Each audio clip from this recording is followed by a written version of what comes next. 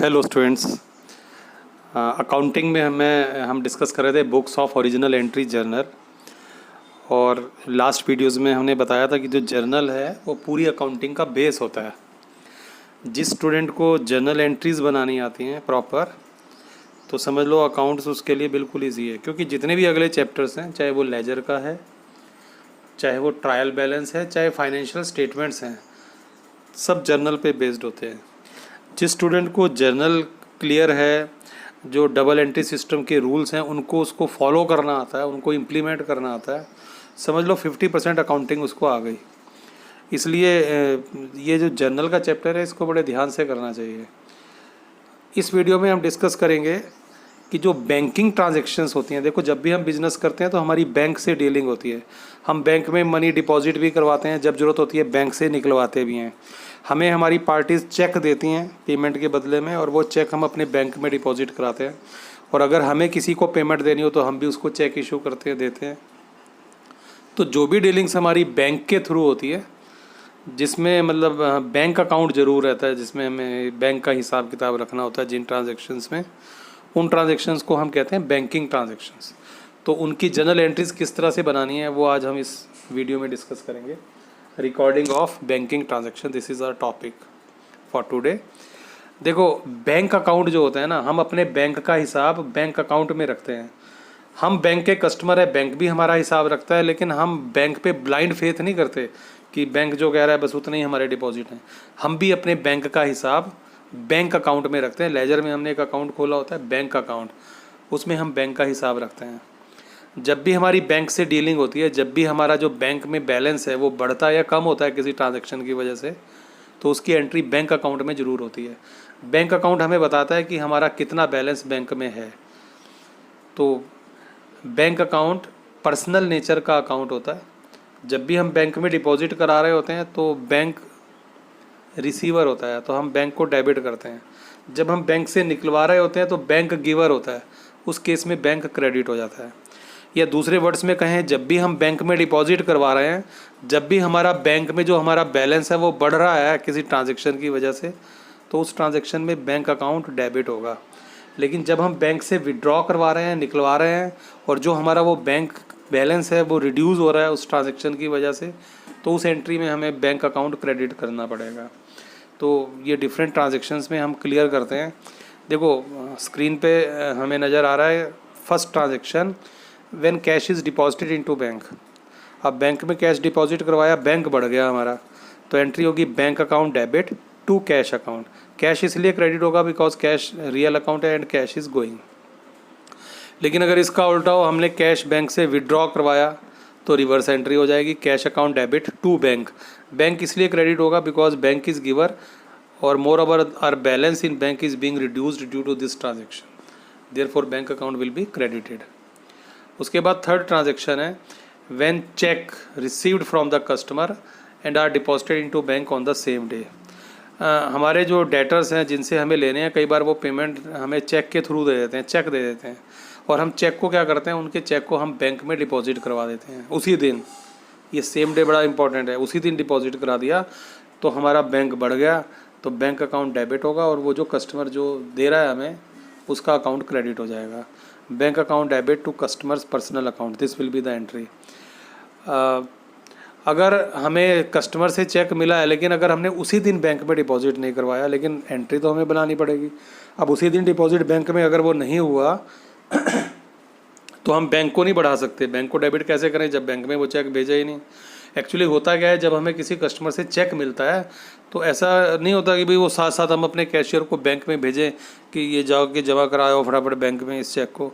हम कहते हैं 2-3 चेक्स और इकट्ठे हो जाए, इकट्ठे एक बार जाके ये बैंक में डिपॉजिट करा आएगा। तो हमें कस्टमर से चेक मिला, लेकिन अगर हमने उसी दिन उसको बैंक में डिपॉजिट नहीं करवाया, तो बैंक अकाउंट की जगह हमें cheque in hand account debit करना है। एक स्पेशल अकाउंट डेबिट होगा, cheque in hand account debit. भाई वो चेक अभी हमारे पास ही है, और ये जो चेक इन हैंड अकाउंट हमने डेबिट किया है ये उस टाइम कैंसिल हो जाएगा, उस टाइम ये क्रेडिट होकर कैंसिल हो जाएगा when we will deposit this cheque into bank. तो फिलहाल जिस दिन हमें चेक मिला हमने एंट्री बना दी bank account debit, sorry cheque in hand account debit to customers personal account, जिसने भी वो हमें चेक दिया है। और नेक्स्ट डे सपोज हमने वो चेक हम अब बैंक में जमा करा रहे हैं, तो जिस दिन उस चेक को अब हम बैंक में जमा करा रहे हैं उस दिन हमारा बैंक अकाउंट डेबिट हो जाएगा, बैंक बढ़ जाएगा। और वो जो चेक इन हैंड हमने डेबिट किया था जब वो चेक हमें रिसीव हुआ था, now that will be cancelled, now cheque is not in our hand, तो दैट विल बी कैंसल्ड। तो एंट्री बनेगी bank account debit to cheque in hand. अगर आप इन दोनों एंट्रीज़ का रिजल्ट देखें, देखो पहले हमने चेक इन हैंड डेबिट किया और बाद सेकंड एंट्री में हमने चेक इन हैंड क्रेडिट कर दिया जब उसको बैंक में डिपॉजिट करवाया, तो चेक इन हैंड कैंसिल हो गया और दोनों एंट्रीज़ का अल्टीमेट रिजल्ट वही बना, bank account debit to customers personal account, जो उसी दिन जमा करवाने पे एंट्री बनती। तो कुल मिला के रिजल्ट दोनों एंट्रीज़ का वही हुआ। तो ये ध्यान रखना है, जब हमें किसी कस्टमर से चेक मिलता है तो हमें देखना होता है क्या उसी दिन उसको बैंक में भेज दिया या नहीं भेजा। नहीं भेजा तो बैंक डेबिट मत करना, cheque in hand account debit होगा and that cheque in hand will be cancelled when this cheque will be deposited into bank.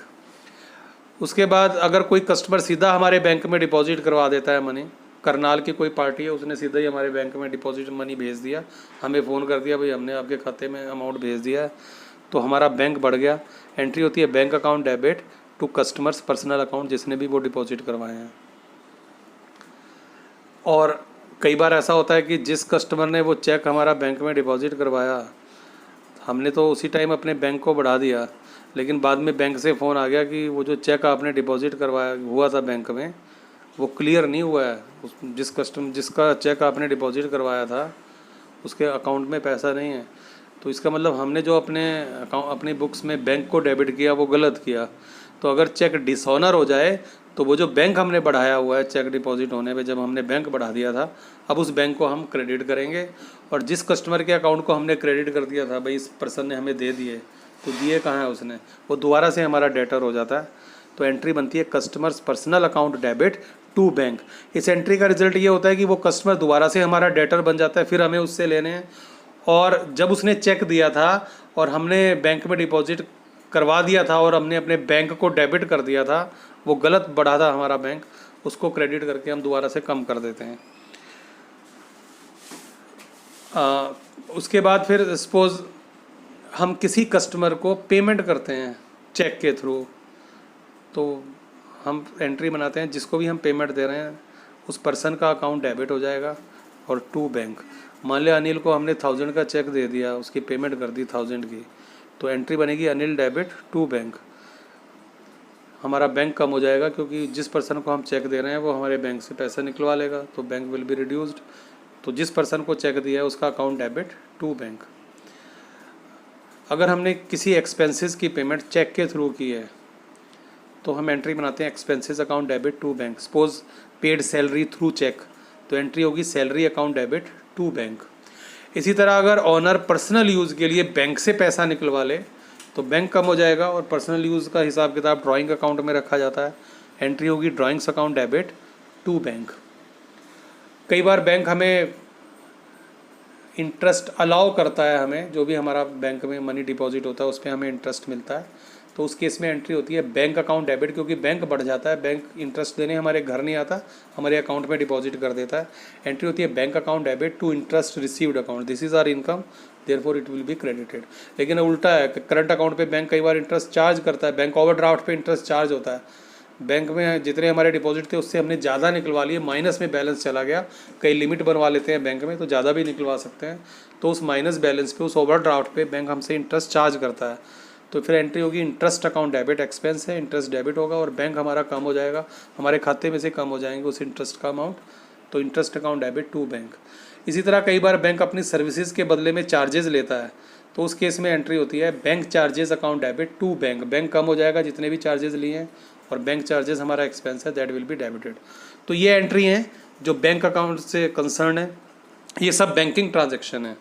इनसे रिलेटेड एक क्वेश्चन मैंने आपको ये दिया है इसी में असाइनमेंट में, तो उस क्वेश्चन को आप खुद ट्राई करें। ये इलस्ट्रेशन 13 है बुक की, ये आप असाइनमेंट में मैंने मेंशन की है, दी है, इसको खुद ट्राई करें ताकि वो जो बैंकिंग ट्रांजैक्शंस हैं वो हमें क्लियर हो जाएं।